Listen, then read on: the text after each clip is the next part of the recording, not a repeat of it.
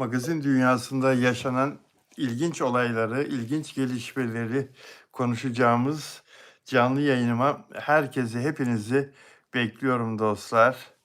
YouTube'un sizlere yayın başlıyor çağrısını yollamasının üzerinden herhalde bir 20 saniye kadar geçtikten sonra sizler de burada oluyorsunuz. Keşke o süre çok daha çabuk, hızlı ilerlese, biraz daha çabuk kavuşsak canlı yayında diye düşünüyorum her seferinde. Evet, 3 arkadaş geldi bile. Hoş geldiniz arkadaşlar. Yayınıma katıldığınız için teşekkür ediyorum. Merhaba hepinize dostlar. Aleyküm, Caner nasılsın? İyi misin Caner? Hoş geldin. Situak merhaba. Ruksera, Kalina, Banu Kavaş nasılsın? Teşekkür ediyorum. Miledi burada. Gülseren, Nurhayat, Ramazan, Servim de geldi.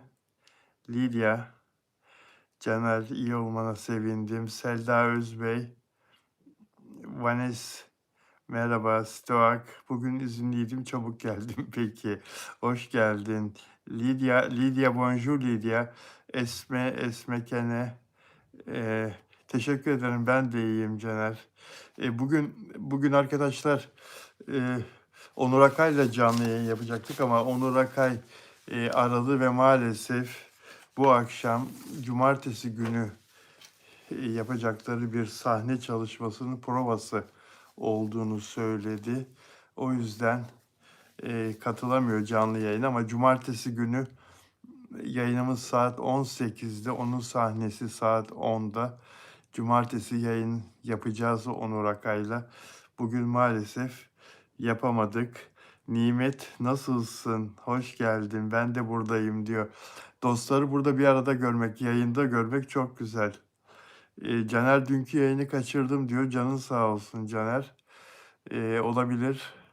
Bazen önemli işlerimiz çıkıyor. Florida'dan selamlar diyor Sevda. Aleyküm selam Sevda. Merhaba kardeşim. Timsahlara dikkat et. Ümran Keleş. Herkese hayırlı akşamlar diyor. Afram'dan güzel haber.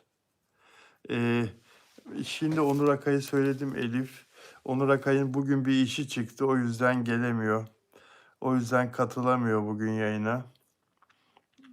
Marcia e, São Paulo'dan yazıyor. São Paulo'dan, Brezilya'dan Marcia. Selda Özbey, aldım selamını, teşekkür ederim. Her yer timsah diyor. Florida'dan yazan Sevda. Alıştınız herhalde. Bizde sokaklarda kedi köpek alışkınız Türkiye'de sokak hayvanlarına. Sizde sokak hayvanları timsahlar. Aman dikkat edin, yine de dikkat edin. Açları çok tehlikeli olur. Kasadya selam verdi. Ahmet, Ahmet'i engeller misin Caner? Ahmet JPT'yi. İmran Keleş burada. Ee, İmran Keleş de geldi. Lidya Mersi dedi. Peki dostlar. Ya Sakıncalı dizisi de ne yazık ki çarşamba akşamları yayınlanan Sakıncalı dizisi de final kararı aldı arkadaşlar. Bitecek olan, sona erecek olan, final kararı alan dizilere bir yenisi eklendi. Dün akşam reytingler çok düşük geldi. Üçüncü bölümdü dün akşam. Totalde 2.14, AB'de 1.44, bir reyting mi olur Allah aşkına? Ve ABC'de 2.34 reyting aldı.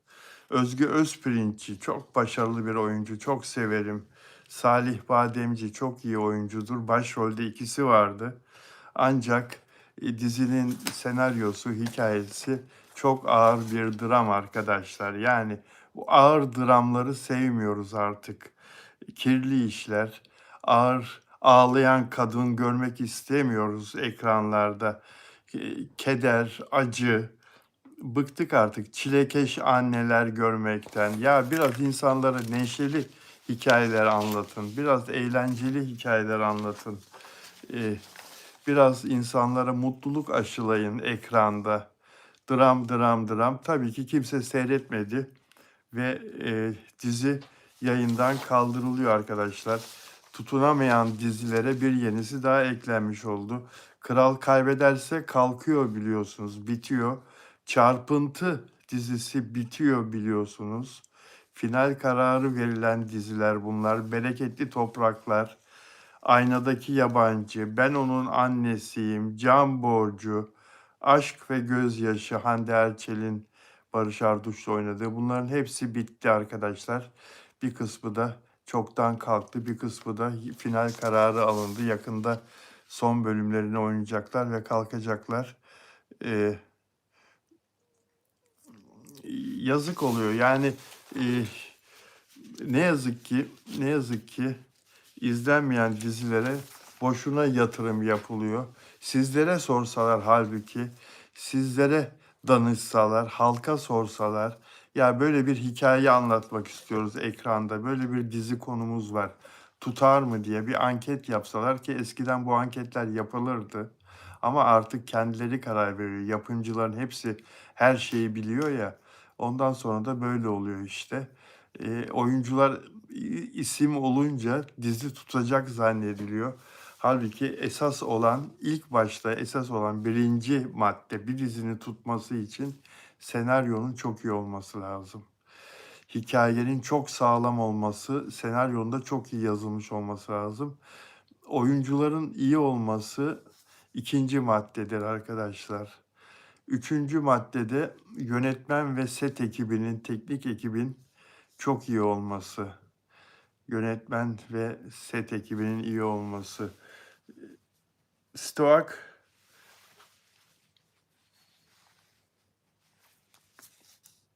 evet, Yalı Çapkınlığı dizisinde oynayan oyuncular komedide oynarlarsa başarılı olurlar mı demek istedin?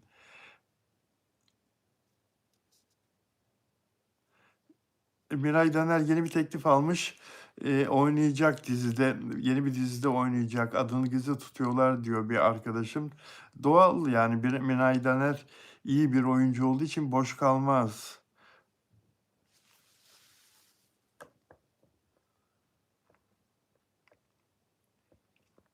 Evet.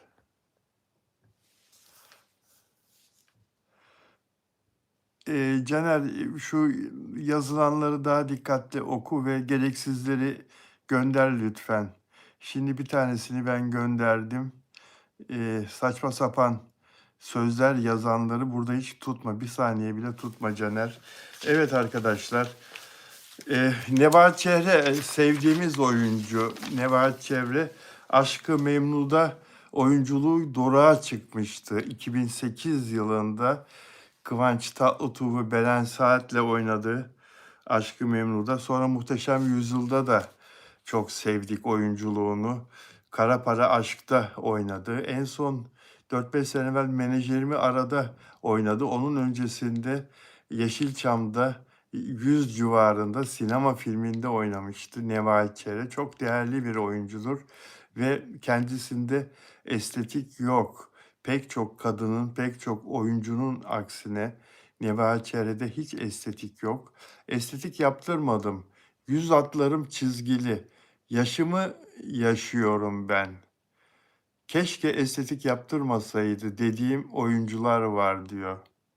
Evet, sizler kimleri, hangi oyuncuları keşke estetik yaptırmasaydı diye nitelendiriyorsunuz arkadaşlar? Var mı sizlerin de böyle düşündüğü oyuncular? Ya ne gerek vardı? Niye estetik yaptırmış dediğiniz mesela. Benim o kadar çok ünlü var ki birini birinden ayırt edemiyorum. Neredeyse ünlülerin %80'i estetikli olduğu için o kadar çok var ki. En son mesela Yasemin Ergen'e o zengin kocasından, Türkiye'nin en zengin ailelerinden birine mensup kocasından boşanan eski oyuncu. Ne gerek var bu kadar estetiğe?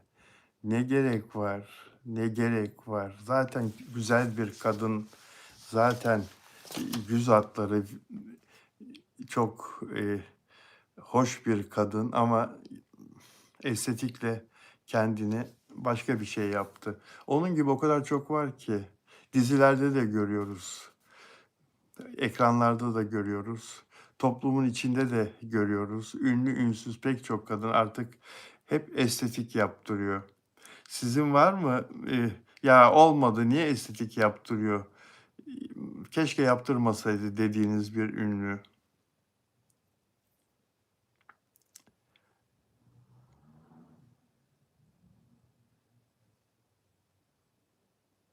İnsan Allah yarattığı gibi kalsın diyor Nur Hayat. Nur Hayat aynı fikirdeyim ben de. Eğer bir sağlık problemi olmazsa, bir sağlık sorunu olmazsa estetik yapmaya gerek yok. Değil mi? Neptün Satürn'ü gönderir misin? Evet, saçma sapan mesajlar, yorumlar yazıyor.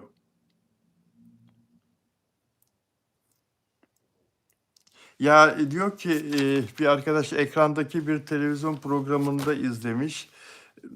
Dün gerçi o konuyu konuştuk burada, yorumladım. E, Afra Saraçoğlu doğum günü kutlamasında giydiği elbiseyi daha önce de giymiş diye bunu konu yapmışlar, programa konu yapmışlar ve bunu konuşmuşlar, yorumlamışlar filan. Ne kadar basit konular, ne kadar değersiz, önemsiz. Halk bunları mı merak ediyor? Halk bunları mı konuşuyor acaba ünlüler dünyasında?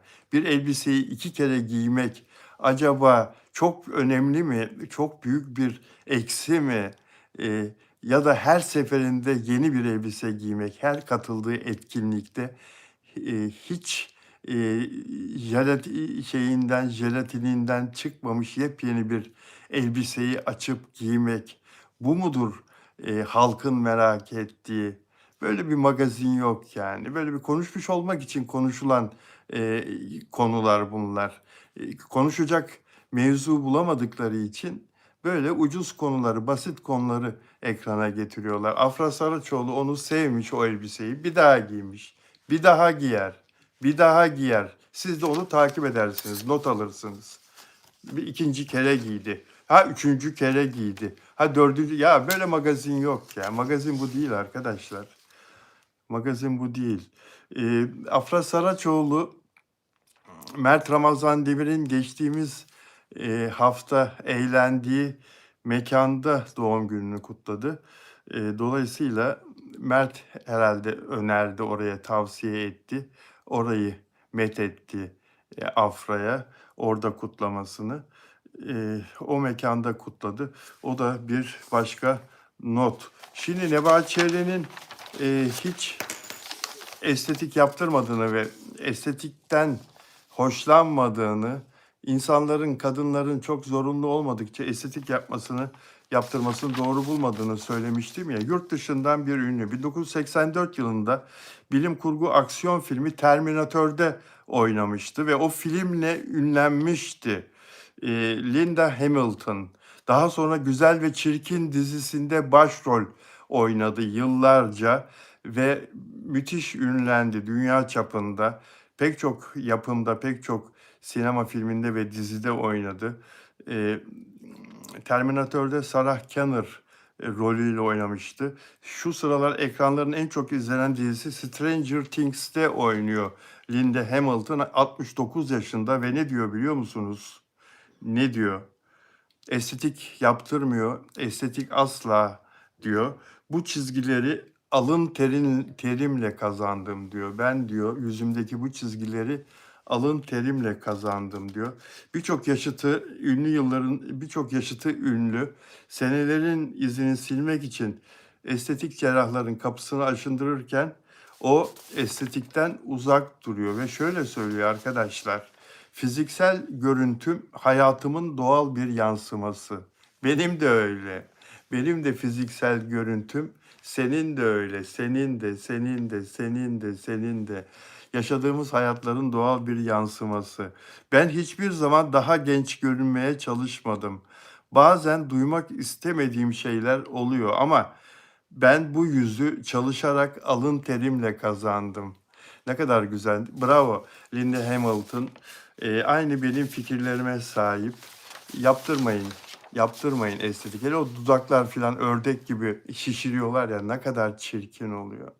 Ne kadar çirkin oluyor. Bende estetik yok diyor. Kim? Mehmet Ali Erbil'in karısı Gülseren Ceylan. Bende estetik yok. Estetik yaptırmam diyor. Dudaklarını böyle şişirtmiş. Böyle şişirtmiş dudaklarını böyle. Böyle biraz evvel gördüm. Ne kadar çirkin o dudakların öyle şişirtilmesi. Zannediyor musunuz ki güzel oluyorsunuz o dudaklar şişince arkadaşlar? Ah ah ah paranıza yazık, paranıza yazık.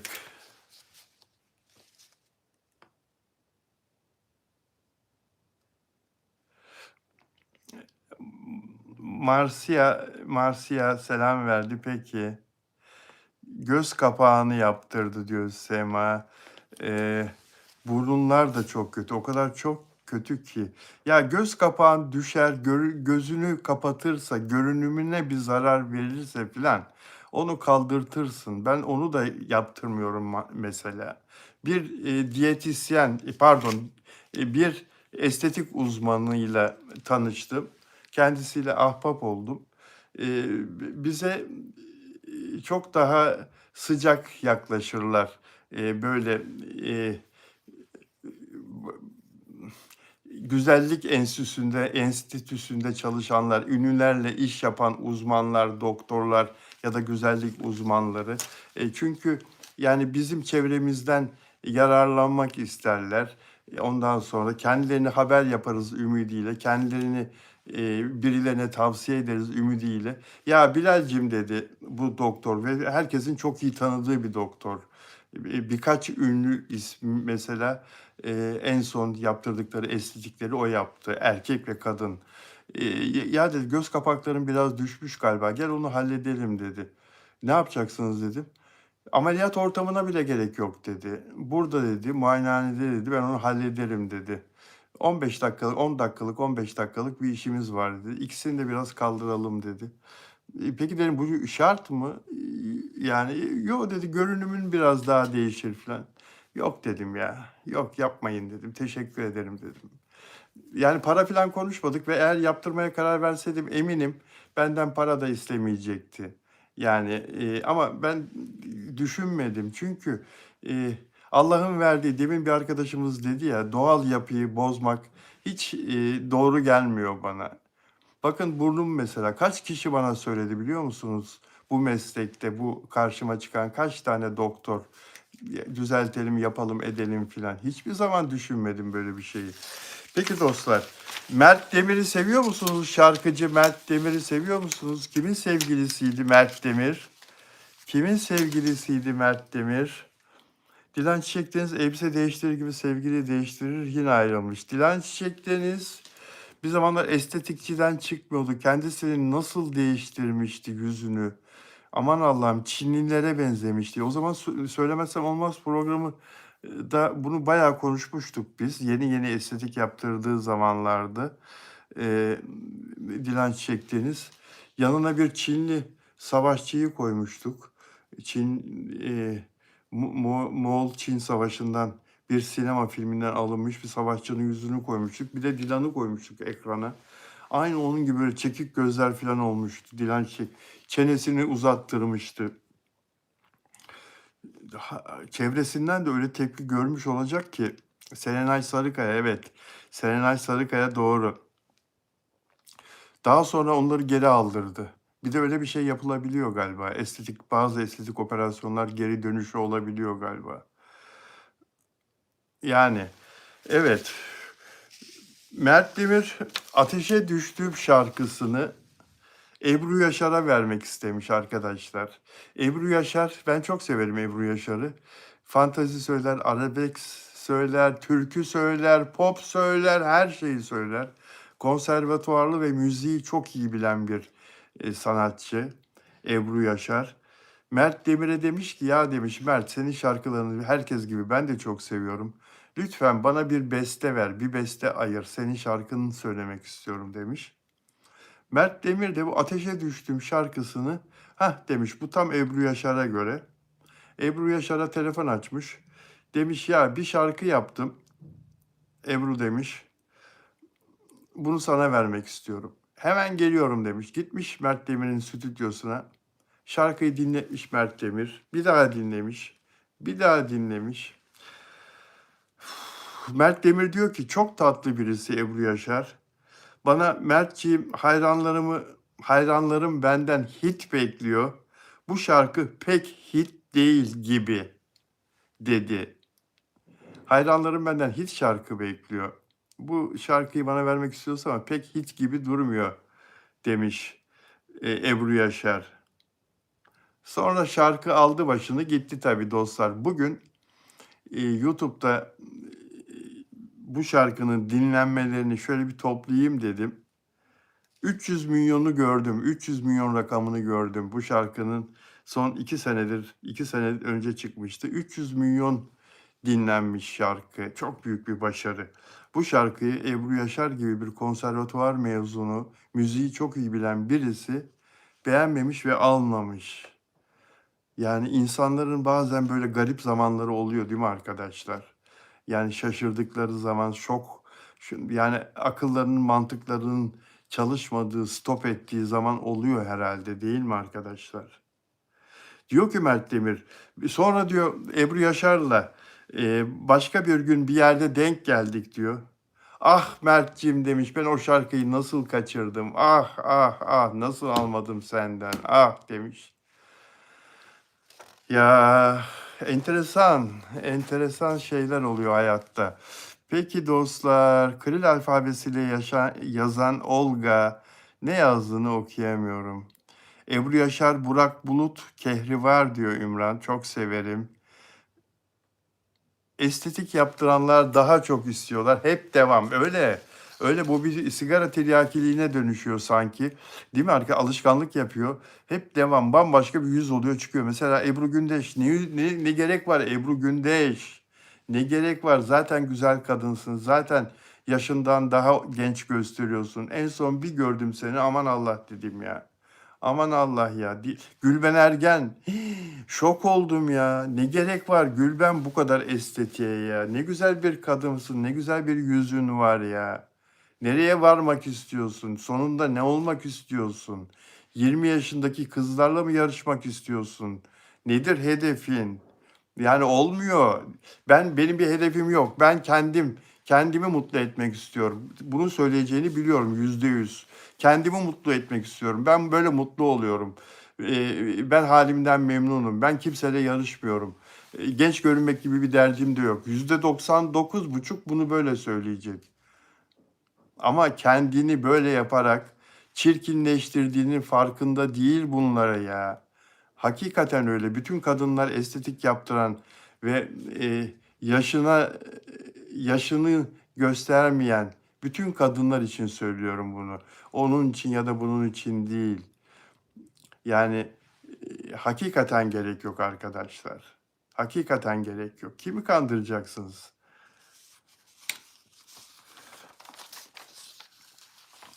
Afra Saraçoğlu'nda var mı estetik? Bütün kadınlardan güzel. Ünlüler dünyasındaki bütün kadınlardan güzel Afra Saraçoğlu. Afra Saraçoğlu için şunu bir tek ben yazdım. Herkes çok seviyor Afra Saraçoğlu'nu. Şunu bir tek ben yazdım. Türkiye'nin en güzel ve en yetenekli oyuncusu. Doğum günün kutlu olsun. Doğum günü mesajında yazdım. Niye yazmıyorsunuz? Türkiye'nin en güzel kadını olduğunu. Neden paylaşmıyorsunuz? Türkiye'nin en yetenekli oyuncusu, kadın oyuncusu olduğunu. Bunu hak etmiyor mu Afra Saraçoğlu? Gerçekten onu bunun için de sevmiyor musunuz? Çok güzel olduğu için, çok iyi oyuncu olduğu için. Sevme nedenleriniz, ona aşık olma sebeplerinizden adeta aşık olmak. Biri bu değil mi? Ya insanlara yaşarken değerini verin, payesini verin, hakkını verin. Övün, methedin, hak ettiği şekilde onlara destek olun. Yani Bunları hak ettiklerini yazmazsanız, söylemezseniz işte bu antiler cesaret alır. Buraya da adamlarını yolluyorlar. Bana da böyle saçma sapan şeyler yazıyorlar. O bana burada saçma sapan yorumlar yazanlar benimle ilgili sırf ben Mert Ramazan Demir'e ve Afra Saraçoğlu'na destek olduğum için o saçmalıkları gelip burada yazıyorlar. Benim aleyhimde, benim arkamda bana karşı insanları birleştirmek için. Sevdiğiniz, gerçekten takdir ettiğiniz kişilere hakkını verin. Onları çok beğendiğinizi, çok sevdiğinizi söylemek ayıp değil. Hadi birisi bana desin ya Bilal Bey, utanmıyor musun yaşından başından 50 yıllık gazetecisin. Bir tek Afra Saraçoğlu mu var? Neden Türkiye'nin en güzel kadını, en iyi oyuncusu o diyorsun diye birisi söylesin. Benim cevabım var. Ben cevabımı verebilirim. Ee, Ancak Afra Saraçoğlu ve hak eden diğer oyuncular kim varsa, dizilerle ilgilendiğiniz için oyuncuları konuşuyorum. Ya da çok yetenekli şarkıcılar kim varsa ya da toplumun başka iş kollarında çalışan, örneğin evinizin önünü süpüren temizlik işçisi bile olabilir. İşini çok iyi yapıyorsa ben bugün tebrik ettim, açtım camı. Hakikaten bizim buraya gelen, bu sokağı temizleyen arkadaş belediyeden hep aynı arkadaş geliyor. Ya dedim eline sağlık kardeşim dedin ya. Yani o kadar çok pisletiyorlar ki bizim sokağı ama bu adam pırıl pırıl yapıyor. Bir sürü temiz çöpü e, 2 saat uğraşarak kaldırıyor, atıyor, tertemiz yapıyor ortalığı. İşini aşkla yapıyor, sevgiyle yapıyor, severek yapıyor. İstese dalga geçerek de yapar, gider buradan. Biraz süpürür gibi yapar, gider. Şimdi 2025 yılında Spotify'da en çok dinlenen şarkıcılar kimler? Açıklandı bu. Türkiye'de en çok dinlenen şarkıcılar. Rapçiler hep ilk sıralarda. Gençlerin çok sevdiği isimler var aralarında. Blok 3 var. Ati 242 var. Semi Cenk var. Era 7 Capone var. Level C5 var. Hav Hav. Uzi ve her zaman olduğu gibi yine sevgili Sezen Aksu da var. Blok 3'ü dinlerim, Semi Cenk'i dinlerim, Level C5'in Demet Akalın'la yaptığı şarkıyı çok beğendim. Uzi'yi dinlerim, Sezen Aksu'yu dinlerim. Ama bu gençleri daha çok, bu rapçileri daha çok belli bir yaştaki insanlar dinliyor tabii.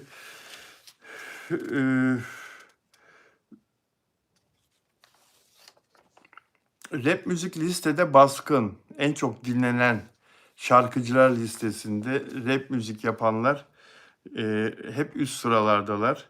Ancak listede Hande Yener de var, Ebru Gündeş de var, Simge Sağan da var, Manifest kızları da var. Yine genç kızların çok sevdiği, daha çıkalı 10 ay, 11 ay oldu piyasaya çıkalı Manifest kızları.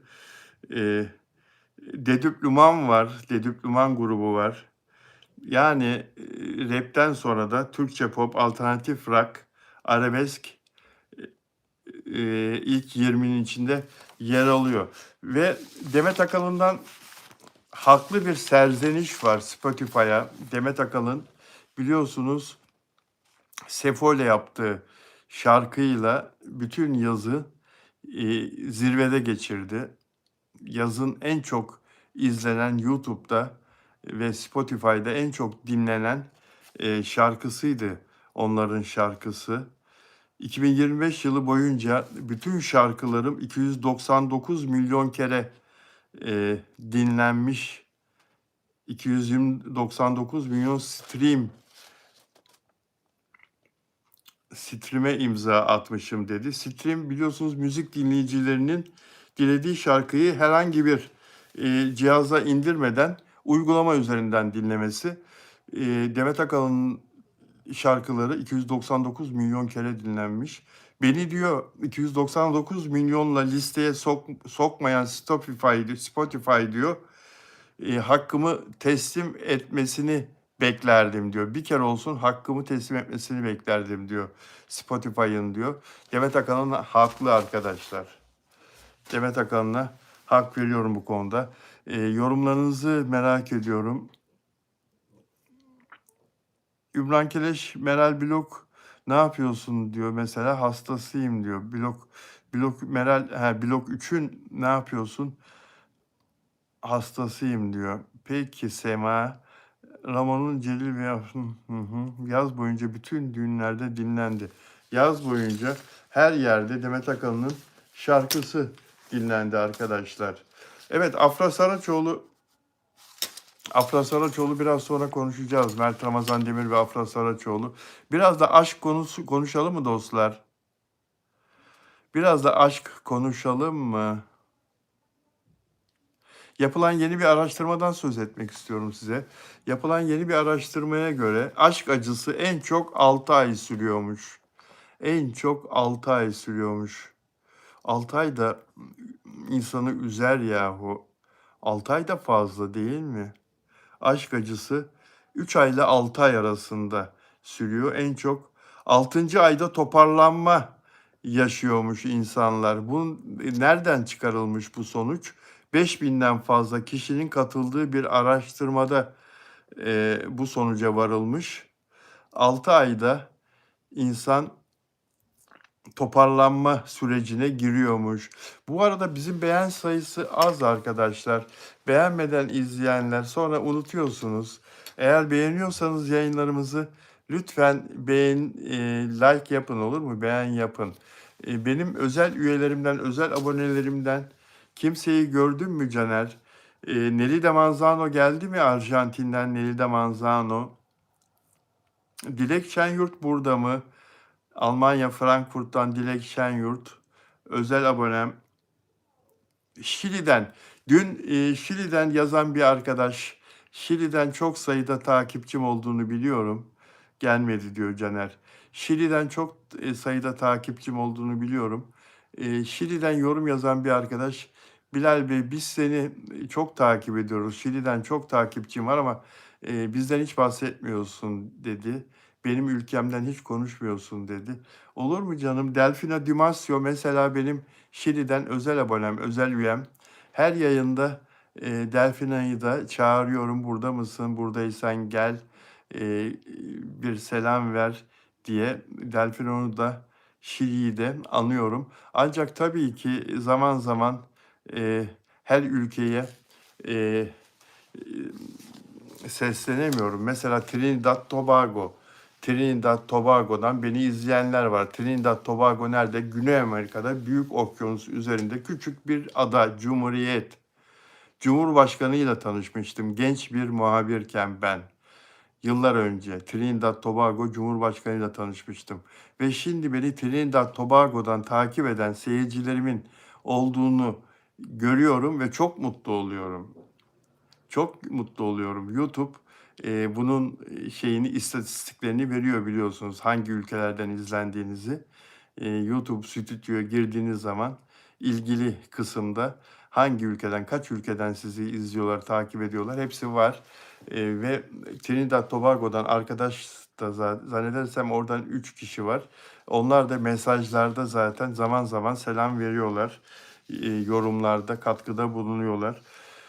Ve diğer ülkelerden, Meksika'dan mesela çok takipçi var. Küba'dan, çok sevdiğim ülke Küba.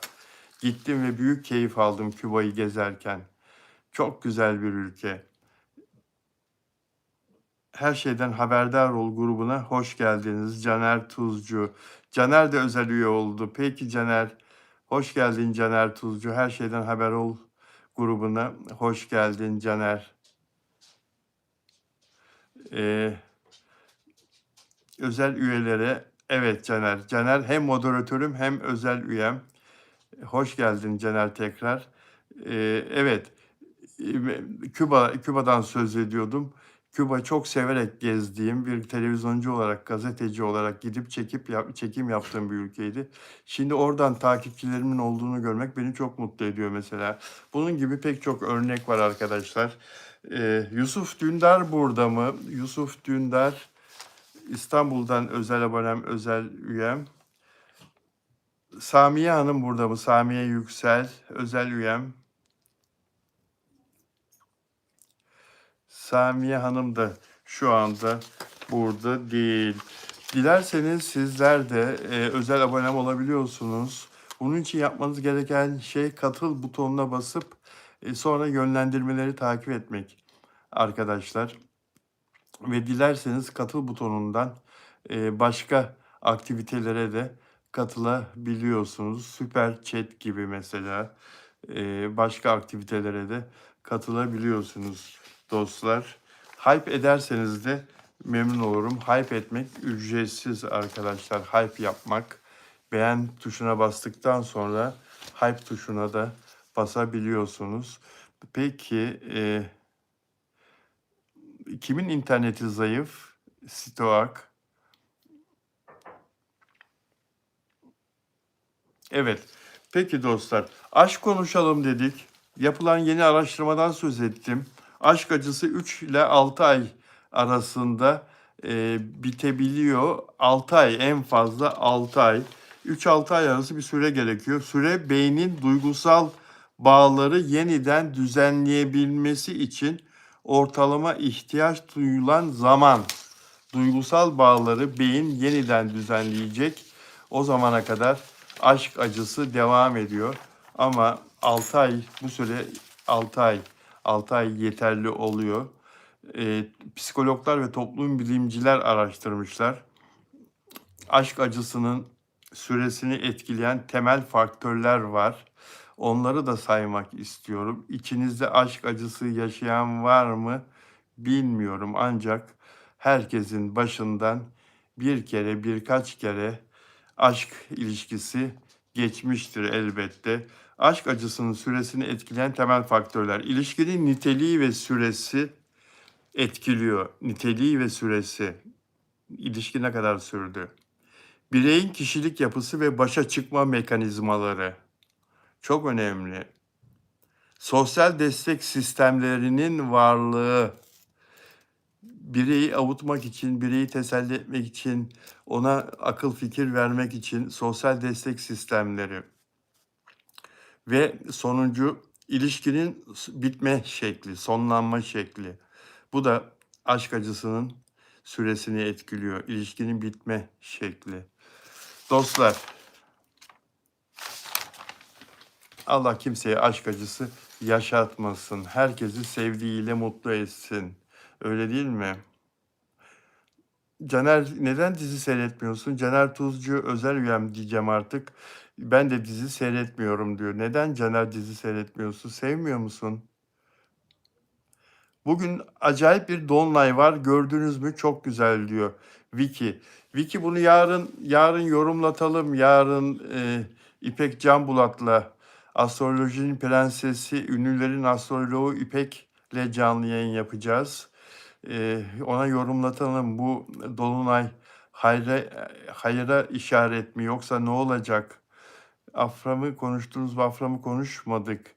Nail'e seni bekledik. Hoş geldin Nail'e, konuşacağız şimdi. Hatice Gülseren, Bilal abi izliyor diye izliyorum diyor. Caner Tuzcu. Caner Tuzcu, taşacak bu denizi izliyorsun değil mi? Yarın bizim günümüz Caner. Selamun aleyküm. Asot Biş, selamun aleyküm diyor. Aleyküm selam. Meral Bildik, hadi arkadaşlar üye olalım diyor Meral Bildik. Caner Tuzcu, evet diyor. Peki dostlar, Afra Saraçoğlu'nun oynayacağı bu Abi dizisi, Kenan İmirzalıoğlu ile oynayacağı Abi dizisi yeni sezona kaldı. Dün bunu konuşmuştuk değil mi? Bize bu haberi de Afra Saraçoğlu verdi. Doğum günü gecesi muhabirlerle kapının önünde konuşurken, kutlama yerinin kapısının önünde konuşurken yeni sezonda dedi Abi dizisi yayınlanacak dedi. Ağzından kaçırdı bir yerde. Yeni sezonda olacak ATV'de dedi. Sonra zaten her gün setten bilgiler geliyor. Yani el altından bilgiler geliyor. ayrılanları filan söylüyorlar. İşte yönetmen ayrıldı, yönetmen yardımcısı ayrıldı filan. Çay ocağına bakan da ayrılmış. Allah Allah, ne enteresan ya. Çay ocağına bakan niye ayrılır ya? Çaycı niye ayrılır? Çay getirip götüren kişi diziden. Oyuncular hariç herkes ayrılmış, değişmiş. Herkes değişmiş, oyuncular hariç. Bütün teknik ekip filan. Herkes değişmiş. Böyle bir şey mi olur ya? Yola çıkarken neredeydi aklınız ya? Yani o çekilenler filan eee, çoğu iptal olacak galiba. Kenan İmirzalıoğlu beğenmemiş, değiştirmiş, senaryoyu değiştirmiş, sahneleri yeniden çektirmiş filan. Şimdi gelen yeni yönetmen, yeni ekip artık herhalde o çekilen bölümleri de yazık değil mi ya o oyuncuların emeğine? Çekilen bölümleri de yeniden çekecekler.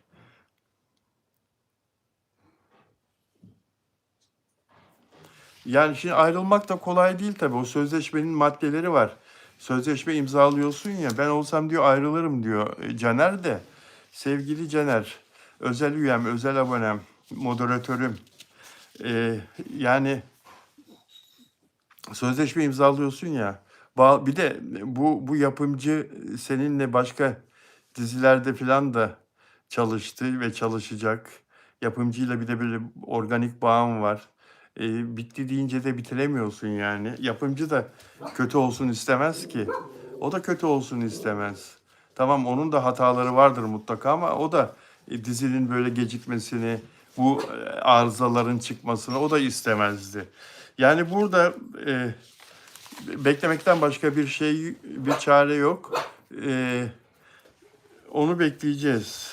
Onu bekleyeceğiz arkadaşlar. Abi dizisi yeni sezonda dedi. İşte dün söyledim, yeni sezon Ocak demek. Ocak'ta ama bir ay boyunca diziler reklam alamıyorlar. O yüzden tekrar bölümleri ekrana geliyor. Hatırlayın geçen senelerden. Çünkü Ocak ayında bütün şirketler, firmalar sayım yaparlar. Yeni senenin bütçelerini çıkarırlar, hazırlarlar, oturtmaya çalışırlar. Reklam vermezler televizyonlara. Çok az, çok az verirler. Dolayısıyla yani reklamların tekrar açılacağı Şubat ayına. 14 Şubat Sevgililer Günü yayınlarlar herhalde ilk bölümü. Afra Saraçoğlu'nun teşekkürünü gördünüz herhalde değil mi? Hepinize teşekkür ediyor Afra Saraçoğlu. Doğum günümü kutlayan, sevgisini hissettiren, bir şekilde yanımda olan herkese içten teşekkür ediyorum diyor Afra Saraçoğlu. Afra, bunları yazmana hiç gerek yoktu ki. Ya bu senin kibarlığını gösteriyor. Bu senin kadınlığını. Hani derler ya, adamsın. Adamlığını gösteriyor. Adamsın. Adamsın diyorlar da kadınsın niye demezler, onu da anlamam ben. Afra Saraçoğlu, kadınsın. Mesajlarınız, aramalarınız ve varlığınız bana kendimi gerçekten çok özel hissettirdi. Yeni yaşıma böyle güzel başlamamı sağladığınız için hepinize kalpten teşekkür ederim. Tekrar söylüyorum Afra Saraçoğlu. Bu teşekküre gerek yoktu ama sen başka olduğun için, sen farklı olduğun için böyle ince ruhlusun işte. Bir de küçüklük fotoğrafını koymuşsun oraya. Şimdiki fotoğrafın da çok şirin tabii. Orada beyaz çikolata yiyorsun doğum günü pastasının üzerinden. O da çok şirin ama bu küçüklük fotoğrafın bir başka tabii. O gözlerin güzelliği çok güzel. İnsanlar onları da tabii paylaştık hepimiz. Ve Abdülcelil amcamız da, Abdülcelil Demir beyefendi de, Mert Ramazan Demir'in babası da kayınbabalığını yaptı yine. Gelin adayının bu paylaşımını, bu fotoğrafını beğendi. Ve sosyal medya ayağa kalktı. Abdülcelil amca oley, Abdülcelil amca oley, Abdülcelil amca oley. Herkes çok mutlu oldu. Bileklikleri aynı. Evet, bana da dünden beri bir sürü atıyorsunuz fotoğrafları. Mert Ramazan Demir ile Afra Saraçoğlu'nun bileklikleri aynı. Mavi turkuaz taşlı o güzel bileklikler. Zaten doğal, bunun böyle olduğunu, olacağını, kalplerin bir olduğunu, kalplerin aynı attığını biliyoruz. Afra'yı gerçekten, Mert'i gerçekten sevenler, Afram'a inananlar bunun böyle olduğunu zaten biliyorlar değil mi? Evet. Afra Saraçoğlu'nun biraz kilo aldığını gördüm ama normal. Fransa dünyanın en güzel tatlılarının yapıldığı bir mutfak. Avusturya mutfağıyla beraber Fransız mutfağı ve orada bol bol tatlı yediğini de biliyorum Paris'te. Sonra Hollanda'da da zaten paylaştı o yediği tatlıları. Gördük hepsini. Yemeklerden değil Afra Saraçoğlu bu seyahatlerde tatlılardan kilo almıştır mutlaka. Bir iki, 2,5 kilo. Diyeceksiniz ki şimdi ya tarttın mı? Buçuğu nereden biliyorsun Bilal Özcan? 2,5 kilo bir fazlası olmuş ama nasıl yakışmış ona değil mi arkadaşlar? Ne kadar şirin, ne kadar tatlı duruyor. Afra için hiçbir şey değil bu aldığı fazlalıklar. Hemencecik halleder onu. Halletmek isterse. Yoksa çok yakışıyor, çok güzel duruyor üzerinde. Eee, Mutlu olunca da kilo alınıyor diyor Nurhayat Aykoçlar. Mutlu olunca da eee, kilo alınıyor diyor. Lidya Merci Bilal diyor. Merci Bilal neden dedi Lidya? Lidya çünkü Fransa'dan bizi izliyor. Dünyanın en güzel tatlılarının yapıldığı ülke dedim ya Fransa. Herhalde onun için Lidya Merci Bilal dedi. Evet, çok tatlı kız, yakışmış diyor Tunzale. Ayla bana selam verdi. Nuray Yaylacı, hem de çok tatlı Afra diyor. Lidya kalpler yollamış. Ümran Keleş, Ay Yıldız daha neler neler diyor. Evet, bakıyorum başka. Başka. Ben yorum okumak istiyorum ama yorumlar az mı geliyor? Gülüşleri, hareketleri ikisinin de aynı. El hareketleri bile aynı diyor. Nimet Çalık. Lidya Afram demiş, kalpler yollamış. Stoak magazincilerde bu kaç gün çok nezaketli neleri. Afra dijitalden dizi teklif almış. Doğru mu abi? Afra'nın çocuklar, Afra'nın aldığı teklifler ayyuka çıktı. Zaten bir sürü teklif var Afra'da. Yani beklettiği, okuyamadığı, bazılarını biraz okuduğu sinopsislerini bir sürü teklif var. Dizi teklifi var, film teklifi var, gelen reklam teklifleri var. Afra'nın yeni bir teklif alması bir haber değeri yok, haber değil. Mert Ramazan Demir için de böyle, Kıvanç Tatlıtuğ için de böyle. Anlatabiliyor muyum? Yani bunlar zaten hep tercih edilen oyuncular. Serenay Sarıkaya için de böyle. Eee, Ama en çok da Afra ile Mert'e geldiğini biliyorum bu tekliflerin. Mert de çok çabuk kilo alıp veriyor diyor. Evet, aynı Afra gibi. İyi yayınlar diyor Muhammed. Merhaba, Caner Afra'nın menajeri ol diyor. Afra ve Mert ile olunca kilo alıyor. Mert Ramazan ona iyi bakıyor diyor. Seven insanlar birlikte yemek yerler tabii ki. Birbirlerini seven insanlar her şeyi birlikte paylaşmak isterler. Yemek saatlerini de birlikte paylaşırlar ve kilo almaları normal. Demin bir arkadaş yazdı, sevmek kilo aldırır diye.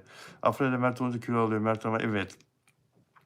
Eee, Mert'e bir hindi reklamı gelsin diyor. Ay Yıldız ya. Ay Yıldız günün esprisini yaptın. Ay Yıldız. Peki dostlar, çok teşekkür ederim yayınıma katıldığınız için. 50 dakikayı yaptık, 50 dakikayı yaptık. Dostlar, çok sağ olun, çok sağ olun. İyi ki buradasınız, iyi ki sizlerle beraberim. Mesajlar yağmaya devam ediyor. Gidemiyorum, ayrılamıyorum. Ümran İçmert'in Mehmet Ali Erbil'in abisi misiniz diyor. Mehmet soruyor bunu. Mehmet Ali Erbil'in arkadaşıyım. Mehmet Ali Erbil'i seven bir dostuyum. Peki çok teşekkür ediyorum. Sağ olun, var olun çocuklar, arkadaşlar. Beğen yaparsanız, şunu 100'e tamamlarsanız beğeni çok memnun olurum. Ayrıca abone olun lütfen. Abone olursanız bizlere güç veriyorsunuz. Abone olmadan izleyen dostlar için söylüyorum. Abone sayısını artırırsanız memnun olurum. Sizleri çok seviyorum. İyi ki varsınız dostlar. Görüşmek üzere. İyi bakın kendinize. Sevgiyle kalın.